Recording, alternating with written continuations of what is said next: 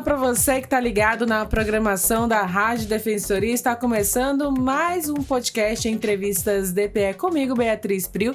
E hoje tenho duas pessoas convidadas especiais aqui no nosso estúdio.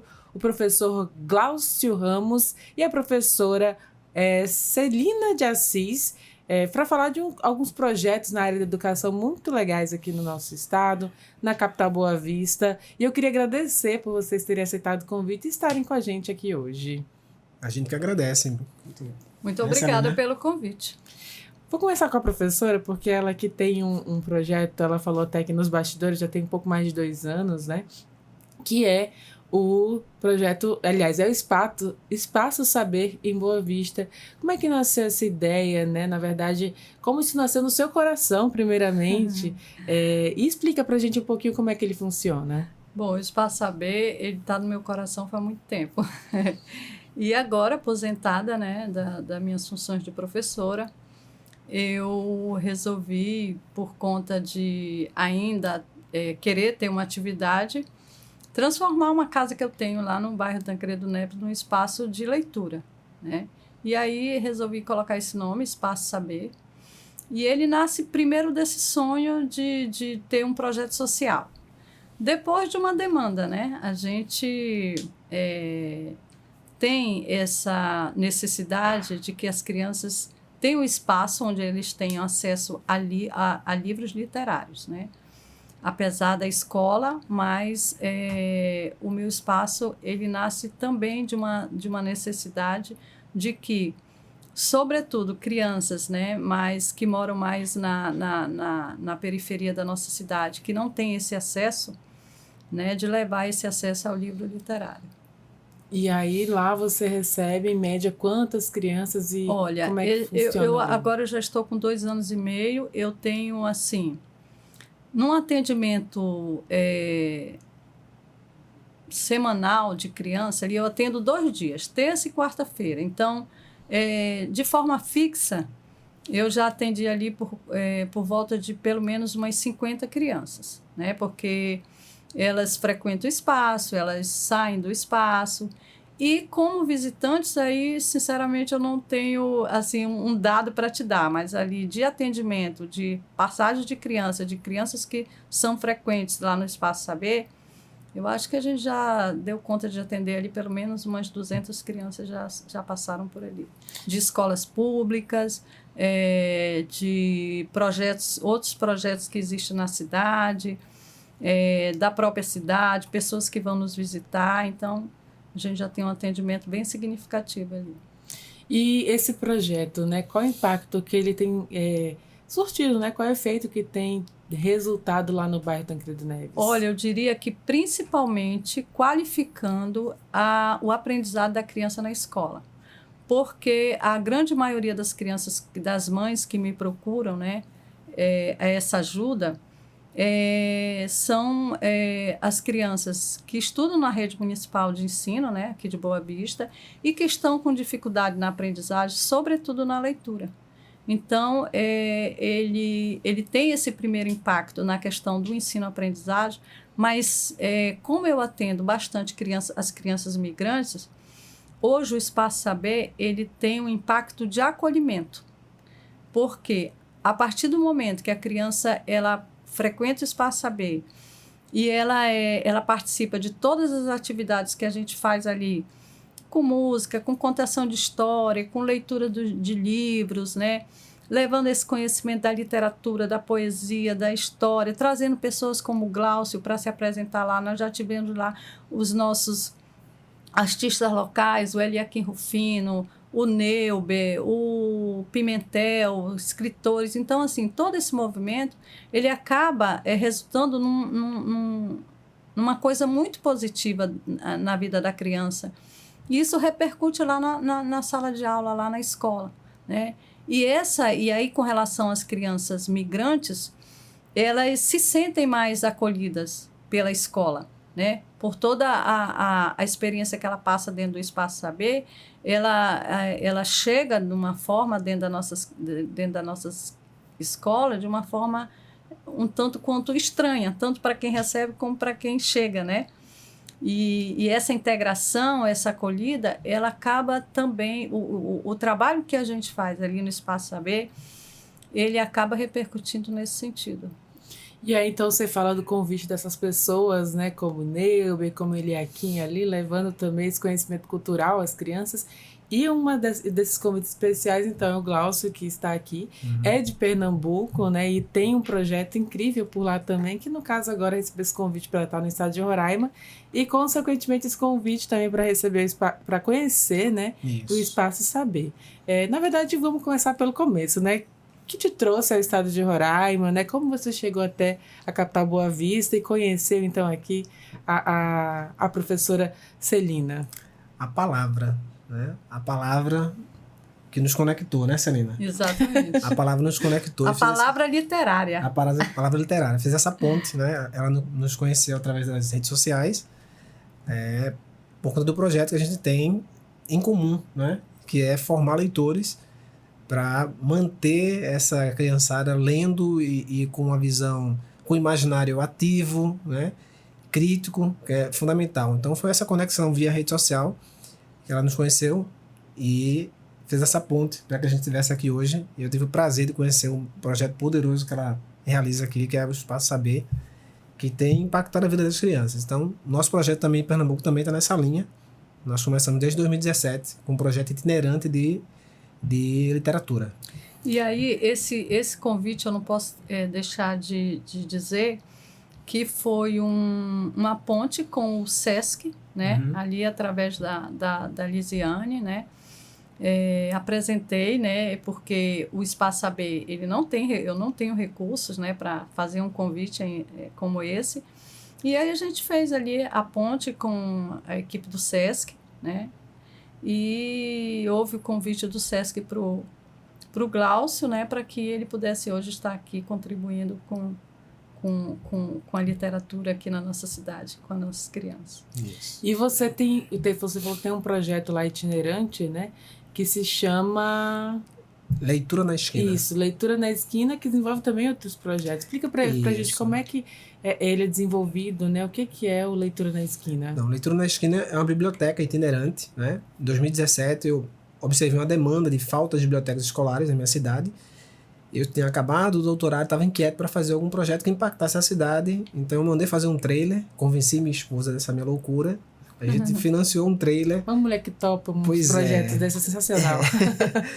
Fui nas redes sociais, pedi livro, doação, e comecei a pegar os livros, fui colocando dentro do trailer e comecei a visitar as escolas, levando o trailer, e ao mesmo tempo que eu fazia empréstimo de livros, eu fazia contação de história. Então, o projeto embrionário do Leitura na Esquina é visitar as escolas, fazer empréstimo de livros e contação de histórias. E isso foi se ramificando para outras ações, né? Nós temos uma ação que é implantar salas de leitura. Aquela escola que não tem biblioteca, a gente implanta uma sala de leitura. Temos uma ação em postos de saúde. Então, quando a criança vai no posto de saúde, lá no nosso município, ela pode ficar ociosa lá esperando o atendimento, ficar intertida no celular, né? Que chega a ser um problema, mas no nosso município a gente coloca lá estantes de livros. Então, as crianças, enquanto esperam pelo atendimento, elas pegam o livro e podem ler. Temos um projeto de leitura para idosos, para preparar o estudante para que ele tenha um trabalho de empatia, ver uma leitura mais propositiva. Então, a gente prepara esse estudante para ele ler para idosos. A gente chama de leitura solidária. Eles passam 2 horas lá lendo e conversando com os idosos. Gente, que conexão incrível, né? Incrível. Imagina um adolescente de 15 conversando com idosos de 99, 100 anos. Então, eles fazem uma troca incrível por meio da literatura, né? E um outro projeto que a gente tem é de combate ao feminicídio e à violência doméstica. Nós preparamos os alunos para que eles escrevam poemas, e esses poemas vão para 500 ônibus e circulam dentro dos ônibus. Então, o Leitura na Esquina ele tem ramificações, né? Ele trabalha no posto de saúde, atua com idosos, atua no combate ao feminicídio. Então, a palavra é o ponto central, e essa palavra ela vai se espalhando com várias linguagens para poder alcançar as crianças e os adolescentes. Esse Leitura da Espera, eu já conversei com o Glaucio, né, para a gente desenvolver, copiar essa ideia, para a gente aplicar no posto médico lá do bairro, onde as crianças são atendidas, que é no Olenca. Então, a gente já conversou ali com a diretora do posto e provavelmente a gente vai desenvolver esse projeto também ali né? E aí o posto entra com a parte de organizar um espaço e o Espaço Saber doação de livro. Nós temos também um projeto com o pessoal do Instituto de Música, que nós colocamos uma geloteca lá, que fica ali no Pintolândia, né? E também a gente, lá nós levamos a geloteca e os livros. E agora com o Instituto lá da Cidade Satélite, que também eles vão fazer vão colocar uma geloteca lá e nós vamos entrar com um acervo para leitura, para atender também aquela meninada lá ali da Cidade Satélite. Então, há uma conexão agora aqui entre projetos, né, do Norte e Nordeste que tem fluído, eu acho que de forma muito a contribuir um com o outro. E nessa experiência, né, é a primeira vez que você vem ao estado? Sim, primeira vez. Nessa experiência de chegar aqui nessa terra tão quente, eu acho que quanto a sua também, mas, porém, menos ventilada com a brisa do mar. Aqui a nossa brisa é da floresta amazônica. Qual foi seu primeiro impacto conhecendo também um projeto semelhante como que você começou, né, e faz lá em Pernambuco, aqui em Boa Vista, Roraima? É encantamento e identificação, né? Porque eu sei, a ideia é que não estamos sozinhos, né? Tem muita gente fazendo um trabalho potente como esse que a Celina faz aqui no Espaço Saber. Então, quando eu cheguei, eu fui logo registrando tudo, divulgando para o mundo o que está sendo feito aqui, porque o trabalho dela é muito significativo, relevante, e tem mantido, né, uma tradição que é fundamental, que é a formação leitora. Nós estamos vivendo um momento de velocidade digital e isso está trazendo vários problemas para a nossa formação cultural e cognitiva. Tem um livro chamado O Cérebro no Mundo Digital, o livro é esse, O Cérebro no Mundo Digital, e ele fala sobre o perigo de como a velocidade da leitura digital tem afetado a leitura tradicional da palavra, né? Nós temos lido pouco, rapidamente e com baixa reflexão. Então, alguns países, né, já se atinaram para isso e estão tirando o digital da sala de aula e da escola, porque tem visto esse agravamento, né? Então, manter essa palavra viva, manter essa tradição do livro em si é fundamental para criar foco, concentração, empatia, né? Alimentar esse imaginário, porque o que o digital faz é entregar tudo pronto para você. A palavra te faz imaginar. Você tem que criar um cenário, criar o personagem, se colocar naquele lugar e se imaginar naquela situação. Então, o digital, ele castra a sua criatividade. Já a palavra, ela faz com que você tenha a necessidade de criar. Então, o que o Espaço Saber, o Leitura na Esquina tem feito é mantido essa tradição criativa viva, né? Que o digital tem acelerado e cortado. Isso na vida das crianças é fundamental. Isso. Ninguém hoje, ninguém pode... hoje a neurociência, a ciência sabe que a criança, ela já tem, desde a barriga da mãe, ela já tem que ouvir história. Eu fiz isso com meus filhos, né? Então, isso é fundamental. A leitura, ela é tão fundamental na vida da criança quanto ela comer, quanto ela ter saúde, quanto ela ter escola. Então, isso é uma consciência que pessoas com projetos como o meu, como o do Glaucio e como tantos outros que existem nesse país, tenta trazer como consciência para os pais. Uma coisa que seria assim, que a gente seria muito interessante, assim, quando você é convidada para um aniversário, por exemplo, quantas vezes você recebeu um convite em que a mãe colocou a lista de presente numa livraria, né? Então, isso fica como uma reflexão aí, né? Para quem está nos ouvindo. Quantas vezes eu coloquei a lista de presente do meu filho numa livraria? Isso é muito, muito difícil. Boa Vista ainda se a gente for comparar, né, com o resto do Brasil, nós temos uma biblioteca ou uma livraria, né? Nós tínhamos 2 unidades e uma foi fechada. Agora nós temos um shopping em que a grande maioria das nossas crianças não tem acesso, até porque ela está dentro de um shopping, né? Então, nós precisamos, em Boa Vista, sobretudo, ter espaços, né? E o Espaço Saber também nasce por conta dessa demanda, de ter espaço onde as crianças vá simplesmente para ler, ou para o pai, ou para a mãe, ou para uma tia, para uma avó, pegar um livro e contar uma história para a criança, ou fazer o que eu faço lá, que é contar história, né? Uma das atividades nossas lá é fazer a nossa roda de leitura. E uma coisa, Glaucio, que todo mundo me perguntava, mas professor, e o celular? Olha, eu não precisei lá no Espaço Saber dizer para as crianças não levar celular. E, não, mas tu atende criança carente. Todo mundo tem um celular em casa. Então, assim, em nenhum momento aquelas crianças levaram o celular para o Espaço Saber. Então, tem hora que eu olho para aquele cenário e, assim, vejo o interesse que as crianças têm de pegar um livro e ler. Então, o que está faltando é a motivação, são espaços em que essas crianças vão chegar e vão ter acesso a esse livro. Basta dar acesso que elas vão gostar. Então, claro que se eu ofereço um celular e ofereço um livro, é covardia isso, né? O menino vai preferir o celular. Mas se você oferece o livro, a criança vai gostar do livro. E aí a gente já deu aqui, nessa pequena fala sua, várias dicas, né? Mas assim, como os pais, né, podem incentivar essa leitura, como criar esse hábito da leitura na criança, desde bebê, né, como ela falou, na barriga ali, até a fase da adolescência, juventude? São vários caminhos, né? Mas eu sempre falo que se você quer formar um leitor, primeiramente seja um leitor. A criança espelha, né? Você tem que ser espelho para a criança. Então, você tem que ser uma referência, primeiramente, você tem que ser um leitor, né? Tem uma frase do Daniel Pennac, um livro Como um Romance, que ele diz o seguinte: o tempo para ler dilata o tempo para amar, que dilata o tempo para viver. Então, ler é essencial para a formação humana. Nós somos formados por palavra, por linguagem. O que eu digo te afeta, oral ou pela escrita. Então, a palavra nos constitui. Então, se os pais querem formar leitores, que eles sejam primeiro esses leitores.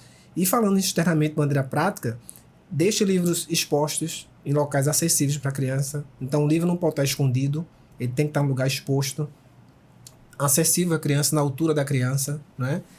Coloque a criança no espaço de circulação da leitura. Então, a feira de livro, é uma biblioteca, né? Presenteie a criança com um livro. É uma banca de livro. É uma banca de livro. E lembrando, né? voltado à faixa etária também. Faixa etária, claro. Adequado ao nível da criança, a faixa etária dela. Então, o hábito, ele se constitui, ele se forma a partir da vivência. Então, se você coloca o livro, a cultura do livro, dentro da formação cultural da família, né? Esse elemento, o livro, vai fazer parte da formação da criança. É como meu filho está aprendendo violão. Ele só está aprendendo violão porque ele me viu tocando violão. Então, a música faz parte da nossa família. Se o livro fizer parte da cultura da família, essa criança vai se tornar uma leitora. E é assim com música e com literatura que você une nesse projeto também, de unir a música, que é música contando, né? Histórias. Música contando histórias, isso. Eu sou, na verdade, um brincante, né? Eu adoro brincar. Então, o primeiro contato que a criança tem que ter com a literatura não é pela imposição, é pelo encantamento. E o encantamento se dá pelo lúdico com a criança. Então, se você junta a leitura com o lúdico, com a brincadeira, para ela vai ser o território perfeito para a criança. Sobretudo com a música. Com a música. Então, o que eu faço é isso. O livro, para mim, é um brinquedo. Nós tivemos uma experiência hoje no Espaço Saber, adultos brincando com o livro. Então, você vai fazer uma contação de história, fazer uma mediação de leitura. Antes de você contar, traga esse lúdico. Então, eu junto, pego o livro, coloco uma brincadeira, musicalizo essa brincadeira e dessa musicalização vem a história. Então, fica tudo emaranhado, né? A literatura, a brincadeira, a ludicidade, a poesia. E dessa maneira, a criança permanece no espaço dela, que é o espaço do imaginário e do lúdico. Traz uma coisa fundamental, sobretudo quando seja o avô, seja a mãe, seja o pai, lê para uma criança, a possibilidade do afeto. Isso. Né? É muito grande. Da presença da pessoa. Da presença do pai e da mãe, né? A gente tem essa questão de que o pai está longe, passa o dia inteiro. Mas, assim, aquele momento da leitura, ela é extremamente importante na construção do afeto. Imagina, tu pega ali um cantinho da casa, senta com a criança, põe a criança no colo, lê uma história para ela, né? Então, isso é muito forte. É muito importante a presença do livro, da literatura, da música na vida da criança. Você cria laços. laços. Todas as crianças. Olha aí, você cria laços. A gente falando juntos aqui, estamos conectados já. E aí, você tem uma agenda hoje junto com o Projeto Saber também. Vocês vão levar um pouquinho também, conhecer um pouquinho desse trabalho em alguns locais aqui de Boa Vista. Já recebi informação aqui nos bastidores, inclusive antes de começar a entrevista, que o Glaucio vai conhecer uma comunidade indígena também. Isso, então, o Glaucio hoje tem uma agenda, já está bem apertada a agenda do Glaucio. A gente saindo daqui, ele vai fazer uma viagem até Iracema com o pessoal do SESC. Amanhã ele tem uma apresentação no Teatro do SESC para as crianças da escola lá do SESC. À tarde nós iremos na comunidade Tabalascada, ele vai fazer uma apresentação para a meninada lá e conhecer, né, uma comunidade indígena. Ele se interessou vindo para um estado onde a gente tem a maior população do Brasil de indígenas, está em Roraima, né? É assim, quase lógico que a pessoa vai querer fazer essa visita. Então a gente vai levar ele lá, até por conta de um trabalho que eu já fiz também na Tabalascada. E depois, à noite, ele vai oferecer uma oficina para os educadores, contadores de história, pessoas da cidade que, assim, se interessaram e, graças a Deus, né, Glaucio, foi assim... Esgotou. No primeiro dia esgotou. Foi. Nossa, gente, que legal, né? Muito legal. Fiquei muito feliz com isso. O Glaucio aqui, ele tem formação, né? Tem até prêmio, o Ibero-Americano de Liderança Social, um dos professores aí premiados do Brasil. Você é escritor também. Também, isso. Eu escrevi para crianças. Infantil. Só para crianças, né? Ultimamente, para crianças. Depois que meu filho nasceu... Eu me encantei pelo universo infantil. Eu formo leitores adultos também. Eu tenho um clube de leitura chamado Ler para Crescer, né? A Celina conhece. Eu formo leitores adultos, pessoas que não leem nada do zero, né? E também crianças. E são livros bem contemporâneos. Isso. São livros de desenvolvimento pessoal. Financeiro. Isso. Educação financeira, alta performance, hábito. Então eu estou dentro do universo da leitura, tanto para adulto quanto para criança. Isso é muito legal, né? Porque aí você conta o que vive, né? Aquilo que a gente sempre fala, ou vive o que conta o que vive, e por aí vai. Então, assim, de toda a nossa conversa aqui até agora, a gente entende, então, de duas pessoas apaixonadas pela literatura, pela leitura, pela língua, né? Isso. O português, como a gente fala, mas nada impede também de desbravar outras línguas também, né? Até porque existe essa conexão, inclusive aqui no nosso estado, a Celina estava contando que ela atende muitos migrantes também. Como é que é essa conexão também com as crianças? Eles pequenos aprendem o português muito rápido, né? Mas existe ali uma troca do espanhol com as crianças brasileiras? Sim. Eles já chegam falando muito bem a língua portuguesa, né? E quando as crianças que são brasileiras, elas se interessam de aprender algumas palavras também em espanhol.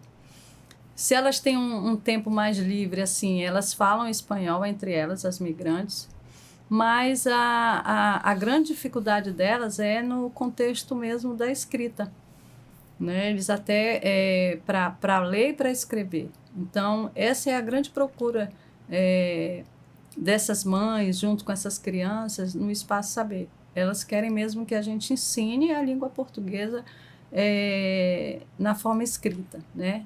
O letramento da língua portuguesa. Então, é isso que a gente tem feito lá. Não como a escola faz, né? Porque, a princípio, a criança, para ela aprender a escrever, ela precisa... É o contrário. Todo mundo acha que é o contrário, mas a criança precisa ouvir história, a criança precisa ter o contato com o livro, aprender a ler e depois ela aprende a escrever. A leitura do mundo precede a leitura da palavra. Exatamente, né? como diz o nosso né? Paulo Freire. Então, assim, essa presença das crianças no Espaço Saber é muito nesse sentido. Elas chegam lá à procura de ter uma melhora no desenvolvimento da escola. Mas agora, recentemente, a UEF fez uma parceria com o Espaço Saber e nos enviou alguns estagiários da pedagogia. E eu imediatamente entrei em contato com as escolas próximas do Espaço Saber, que é da rede municipal, e as escolas nos enviaram as crianças que estavam apresentando, crianças migrantes, que estavam apresentando muita dificuldade de leitura, para a gente poder fazer essa parceria e dar essa ajuda, né, para essa criança, para a escola, que acaba... E, assim, eu estou encantada, né, junto com os estagiários que eu recebi lá, a receptividade dessas crianças pela literatura. A gente pegou um livro, como assim... não vai ser um período tão longo, né, porque a gente está quase encerrando ali as atividades no Espaço Saber, Então, a gente começou um trabalho com poesia. E essas crianças, elas estão indo todas, a gente recebe elas terça, quarta e quinta à tarde. Elas estão indo nesses 3 dias com frequência e indo para ler, para conhecer a poesia, para conhecer os livros. O espaço é um espaço muito agradável, eu tenho que falar que o meu espaço é um espaço muito agradável, ele é colorido, ele foi todo pensado para receber a meninada de uma forma que deixasse as crianças encantadas, e elas ficam encantadas. E aí ali a gente desenvolve leitura, brincadeira, conversa sobre a situação delas na cidade, na escola, na vivência. E a gente vai contribuindo para essa formação humana que todo mundo precisa, né? E para quem tem interesse, os pais que estão ouvindo essa entrevista, quiserem conhecer esse espaço, saber aqui em Boa Vista, como é que faz? Nós estamos lá terças e quartas-feiras pela manhã e tarde, e na quinta-feira à tarde. Pela manhã eu abro de 8 às 10, à tarde das 16 às 17h30. Qual o endereço mesmo? Ele fica na rua João Evangelista Pereira de Melo, 376, bairro Tancredo Neves. Fica bem próximo, assim, eu uso sempre como referência uma padaria que ela é conhecida na cidade toda. Eu vou fazer Direção de Deus, fica ali próximo. Essa padaria a cidade inteira conhece. Olha, o merchan já foi feita dessa padaria. Já fiz uma merchan aí com a padaria. Até porque elas são meus colaboradores. Parceiros, Parceiros do projeto também. Então, assim, a gente tem esse local aqui em Boa Vista, né, que o Glaucio conheceu, ele que veio escritor, musicista até um pouquinho, aí trabalha com a música, a literatura, e veio conhecer também o nosso estado, trazer um pouquinho do conhecimento também. E eu queria, assim, até que vocês dessem dicas para quem está nos ouvindo de livros mesmo, né? Os pais aí que quiserem adquirir o livro para comprar para criança, ou quem quiser doar o livro também para o Espaço Saber, né? Como é aliás, qual é o livro, né, que pode ser doado? Qual a primeira leitura assim, que uma criança precisa ir no currículo ter para começar a vida? Eu comecei com os quadrinhos. Olha, para começar, realmente os quadrinhos são... É muito interessante que a criança comece pelos quadrinhos. Mas hoje nós já temos uma produção muito grande de literaturas para bebê, né? Nós temos... eu vou indicar um livro de um escritor local, que é o Aldenor Pimentel. Ele tem uma literatura para infantil, né? Um livro de literatura infantil. Eu gosto muito da Ruth Rocha, né? É uma escritora bem conhecida. Temos livros... Hoje nós temos livros direcionados para a questão dos sentimentos, né? Você quer trabalhar, quer ler para o seu filho sobre a questão dos sentimentos. Já tem essa literatura, né? Então, uma outra indicação que eu dou é que se leia. Leia sem pensar muito na questão da idade, do adequar o livro. Se eu pegar um livro do Pequeno Príncipe, por exemplo, com a minha filha de 7 anos e começar a ler, ela vai gostar. Se eu pegar um livro de rimas e quadrinhas para ler para o meu filho de 4 anos, ele vai gostar. Então, assim, eu não gosto de encaixar o livro. De idade tal a tal tem que ler isso, tem que ler... Não, você tem que ler para a sua criança. Às vezes, uma criança de 7, 8 anos, ela gosta de uma história que você acha que só quem vai gostar é o adolescente. Por exemplo, os adolescentes, eles adoram aqueles livros que são diários, né? O primeiro que apareceu, assim, que eu tenho lembrança, é o Diário de um Banana. Mas hoje existe o Diário de não sei quem, de vários. Então, esse é um livro que os adolescentes gostam de ler. A gente também lá faz um trabalho para literatura adulta, né? Direcionada para os meninos do Ensino Fundamental 2, que é o juvenil, que tem o Pedro Bandeira, que é fantástico, né? Tem os livros do nosso poeta Eliakim Rufino, que ele tem uns poemas maravilhosos e ele precisa divulgar esses livros. E ele não divulga. Ele foi lá no meu espaço, eu disse, ali aqui eu quero o livro dos teus poemas. Né? E estamos aqui com o Glaucio, que também tem os livros, né, que ele escreveu, e eu não vou citar porque ele me presenteou hoje com os livros, mas eu lembro de um dos títulos que é O Monstro. Que né? monstro é esse? Que monstro é esse? O impacto do celular na família. Olha que legal esse tema, né? Que monstro é esse? Exatamente. Eu recomendaria um para adulto, né? Todo adulto tem que ler, se você é pai, se você é professor.